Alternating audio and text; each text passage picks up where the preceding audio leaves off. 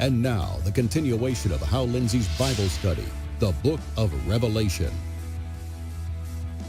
And the judgment seat of Christ is one not of condemnation. You're not going to be there. It's not determined whether you should be there or not. If you're there, you were supposed to be there, believe me, because only believers are going to be there. So what's the purpose of the judgment seat of Christ? To determine rewards, right? It will determine what rewards you get. 1 Corinthians chapter 3 talks about this, chapter 3 of verse 10, chapter 3, verses 10 through 15, I believe. Anyway, it says that every man's work shall be tried at the judgment seat of Christ, and to determine what it is. It says, some men there can be no foundation laid except Jesus Christ himself. In other words, salvation comes by Christ, not by your works. But it says every man's works that he builds on this foundation will be judged. Some will build with gold, silver, and precious stones. Others will build with wood, hay, and stubble. And it says the judgment will determine as by fire. And it says, if a man's works which he has done survives, he will be rewarded. If they're burned up, he will suffer loss, but he himself shall be saved. Now, some people are going to smell like smoke. But thank God you're there, huh? And, I hope I'm not too smoky, because I sure don't think I deserve anything. But you see, that is a judgment that's different than the one that is spoken of here, because it talks about it's time for them to be judged. Now, where does it mention this judgment? Look at Daniel chapter 12. Now, I want you to see the context. In the verses just before chapter 12, verses 41 through 45 is actually the battle plan of Armageddon. It tells us the movement of troops and everything else. I don't have time to go into this now. We'll get into that in chapter 16 if we're still here. And I really mean that. I don't know whether we'll still be here or not. And it's right after this Holocaust of war that we read chapter 12, and it says, now at that time, Michael, the great prince, who stands guard over the sons of your people. Daniel was what kind of a person? He's a Jew, so he's guarding who? Israel. Remember that when we get to chapter 12. And there will be a time of distress such as never occurred since there was a nation until that time. And at that time, your people, every one who is found written in the book, will be rescued. And many of those who sleep in the dust of the ground will awake, these to everlasting life, but others to disgrace and everlasting contempt. And those who have insight will shine brightly like the brightness of the expanse of heaven. And those who led the many to righteousness like the stars forever and ever. All right, that's talking about the resurrection and the judgment of the Old Testament saints, which will take place at the second coming of Christ when he comes to the earth. See, here he doesn't come to the earth. When the church is taken out, he catches us up to meet him. Here he comes to the earth. And Matthew chapter 25 goes through this about the separation of the sheep and the goats and the bad fish from the good fish and so forth. And those that are saved, that are the sheep, he tells them to go into his kingdom. It's a judgment of the Gentiles, Matthew 25. And whether you were a believer or not is determined by whether you helped out his brothers. Who were they? That's right. Because only someone who's truly a believer will help Jews in that time, because you're putting your neck on the line to help them. And by the way, you're just about doing that now. because the Muslims are trying to make everything they can happen to make the United States back away from helping Israel. All right, now, that is then what it's talking about here when it says it's time for the dead to be judged back in Revelation chapter 11, verse 18, and so on. And it also says, thy bondservants, the prophets, and to the saints, and to those who fear thy name, the small and the great. Those who fear thy name is, I believe, referring to the Gentiles who will believe during this period too. Now, he says that he is going to destroy those who destroy the earth. You know, I have often said that the tremendous destruction that we see predicted in the prophecies, and especially in the book of Revelation, that virtually everything that is predicted there can be done by man's own inventions.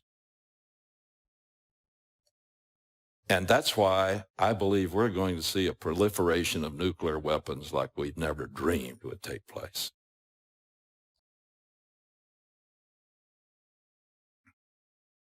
Revelation chapter 9, when it announces that there's going to be this great army, 200 million soldiers coming from east of the Euphrates and crossing it. The Euphrates River, at the time this book was written, the New Testament, was the dividing line between the Near East and the Far East. It was called Asia. And so when this great army comes from Asia and gets to the Euphrates River, right after that, it says that this group of people are going to kill a third of the population of the earth with fire, brimstone, and columns of smoke, which is as we saw when we went through there, a very good description of a nuclear war. Maybe that's why we're not mentioned anywhere in prophecy about the last 7 years. Now, I hope that's not the way it's going to happen, but it'll be a quick ride up.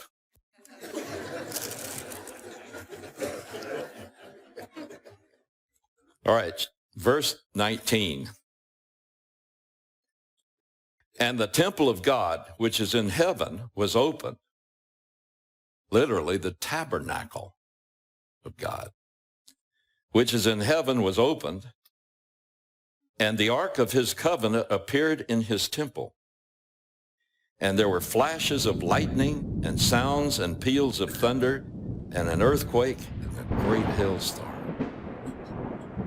Isn't it interesting that as God announces all of these great judgments that are coming and that he's now going to take possession of the earth, the scene switches to the temple of God in heaven? Why? Because I believe God wants especially Israelites to know that it is from this temple in heaven that all decisions come. And where does the focus get placed when we look at it? What does it say? The Ark of the Covenant. Now, that really tells me something. That reconfirms something I've been telling you all the way through the book of Revelation, that the church ain't here in the book of Revelation. In the war, after chapter 4, the church is not on earth, because this would have no relevance to the church. But the Ark of the Covenant had great relevance to Israelites. Now, I'm going to read from Hebrews chapter 8, verse 5, and you can just keep your place there. I'll just read it to you. It says, who serve a copy and a shadow. This is book of Hebrews. It's talking about how the tabernacle was a symbol of things in heaven. So it says, who serve as a copy and shadow of the heavenly things, just as Moses was warned by God when he was about to erect the tabernacle. For see, he says, that you make all things according to the pattern which was shown you on the mountain.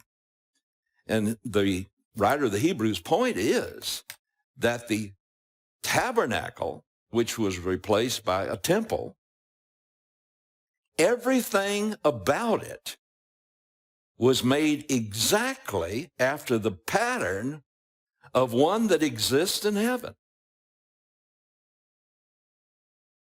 And that all of these things were designed to teach us something. Now, every Israelite knew that the place where God met and stayed with Israel was where? In the Holy of Holies. Where else? Exactly. He hovered over a throne on the top of the ark that had two great golden angels, the highest angels. And they had their wings. He was told exactly how it had to be built. Their wings had to be outstretched and touching each other, covering the throne. And he said their faces were to be looking downward at that throne, which he called a seat, or the mercy seat. Inside of the Ark of the Covenant. Now, the ark was made of acacia wood, covered with pure gold. You know, as we look at that now, it's easy to take these symbols and to see what it was portraying. You see, the wood portrays the human nature of Jesus. The gold covering it, his deity. And so the ark was really a picture of the Messiah. What did he tell them to put inside of that box? Aaron's rod that budded, the broken tablets of the law, and a pot of, what is it? Remember I told you? Manna. Manna, that's Hebrew for what is it?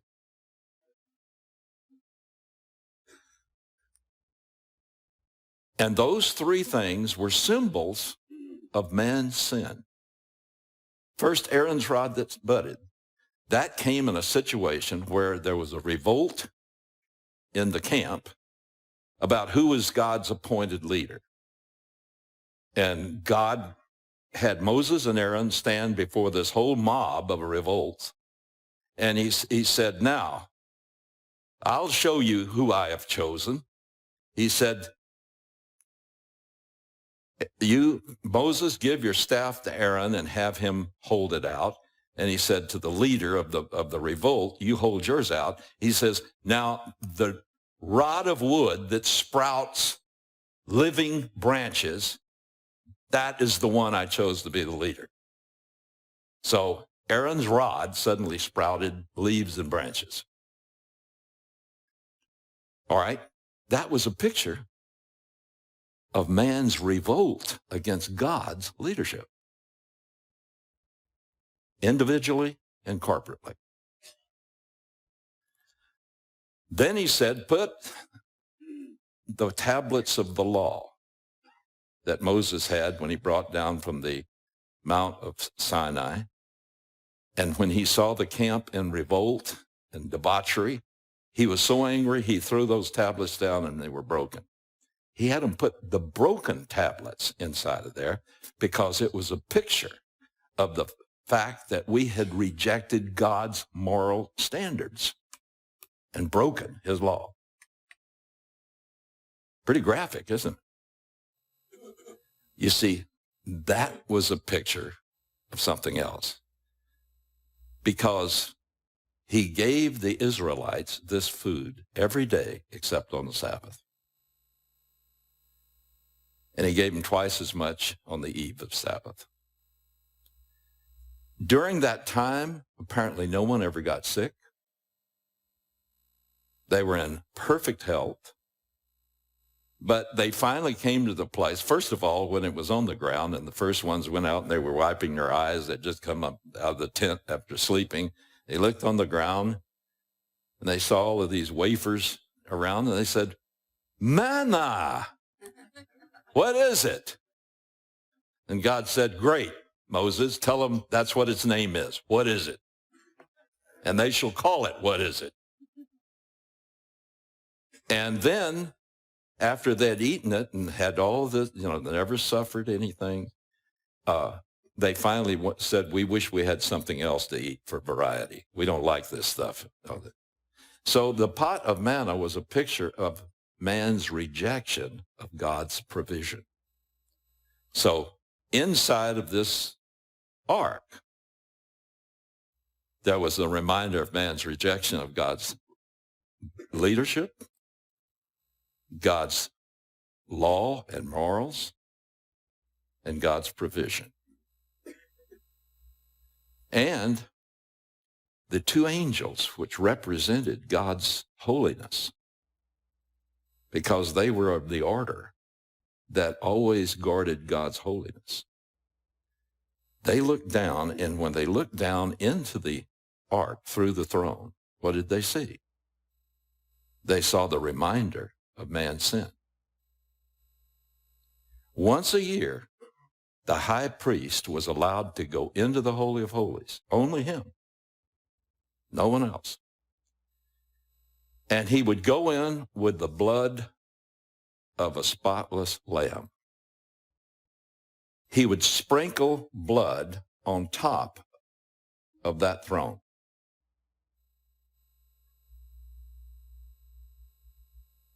And if the high priest came out alive, they knew that God had forgiven them for another year. But how beautifully that illustrates something. Angel number one represented God's righteousness. This angel would look down and see that God's perfect righteousness, which man can never attain. He could see the symbols of man breaking it. But he looked and saw the blood, and we saw blood covering the sin. He said, "I'm satisfied." The angel number two, representing God's justice, would look down and see the blood and say, "Judgment has been paid. I'm satisfied." That is what it means. Have you ever heard that complicated word, propitiation? That's what it means. God's justice satisfied by a blood offering. So when the angels would look at that and say, "I'm satisfied," it was a picture. Then the throne of judgment became the mercy seat, because there is where God had mercy. And God continued his presence hovering over the mercy seat. And his presence was depicted by something that must have been awesome to see. I mean, I don't see how a high priest ever got out of there alive, but it was called the Shekinah glory. It was a brilliant, multicolored light that was awesome, that depicted his presence there over the mercy seat. Now the Israelite looks up and he sees the ark while he's in the midst of the tribulation. And God is showing him, your sin has been covered because you had believed, because there will be many who will have believed.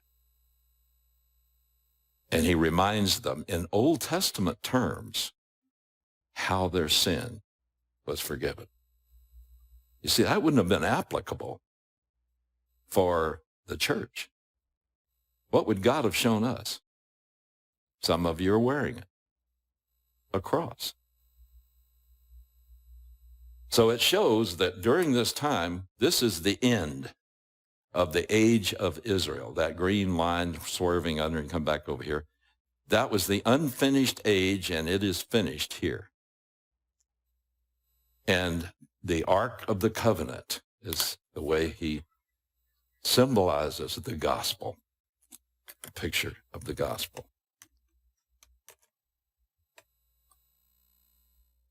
You know, I love to go through things like that. I don't know about you, but there's the typology that God set up in the Old Testament. Everything that he gave the Israelites had some symbolic meaning that applied to Jesus Christ. A lot of people read the book of Leviticus, and I'm sure you like I was. First time I read it, I said, what is this, a butcher's manual? And yet everything that it talked about had a symbolic meaning to something Jesus would do to take away sin. Everything. Because without the shedding of blood, there's what? No remission. A lot of people say, I sure hate to talk about blood. Well, I don't.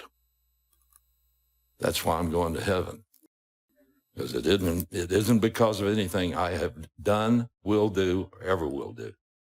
It's because of the blood of Jesus Christ that satisfied God's righteousness and justice and made it possible for me to walk into his holiness.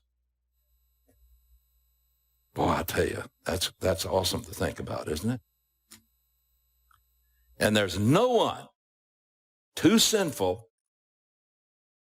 for God to save. No one.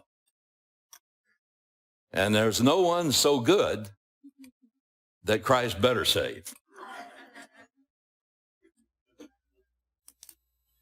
Well, I want you to read chapter 12 for the next time we're together. Because it says, and a great sign appeared in heaven, and a woman clothed with sun and the moon under her feet, and on her head a crown of 12 stars. If you read, I'll give you a reading assignment.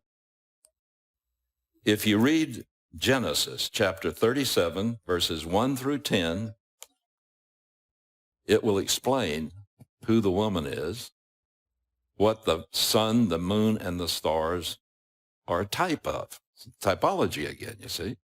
It'll explain it for you. So you do that before not next week, but the week after. And also, I give this chapter a name, The Mystery of Anti-Semitism. You know, if you look down through history and you see the irrational hatred that has always been toward Israelites. Now, you notice I struggle between Jew and Israelite. I use the word Israelite because that includes all the 12 tribes. Jew only includes 3, Judah, Benjamin, and Levi. They are Jews. They became known as Jews when they were in Babylonian captivity, and Jew means Judah because they had been of the kingdom of Judah and they had been taken prisoner to Babylon. So when you say Jew, technically you're only referring to Judah, Benjamin, and Levi. Israelite refers to all the tribes. And let me tell you something. The 10 lost tribes, they ain't lost. God knows where they are.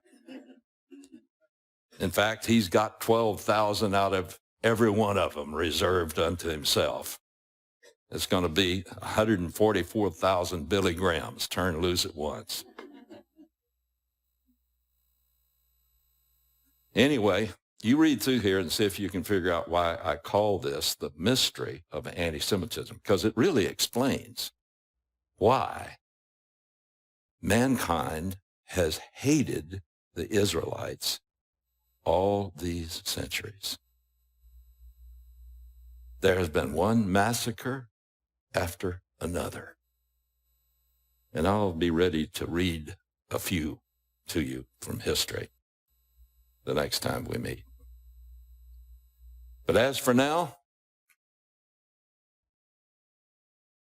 I want you to concentrate on the fact that all these horrible things we're talking about, because you have received the gift of pardon that Jesus Christ died to give you, you will not be here during these horrible things. One day soon, and I believe very soon, Jesus is going to come, and he's going to snatch out every living believer on earth in the flash of a second. And some of you will probably not see physical death. Some of you sitting here, now, you're not old gray duffers like me, but I think I might make it too, God willing.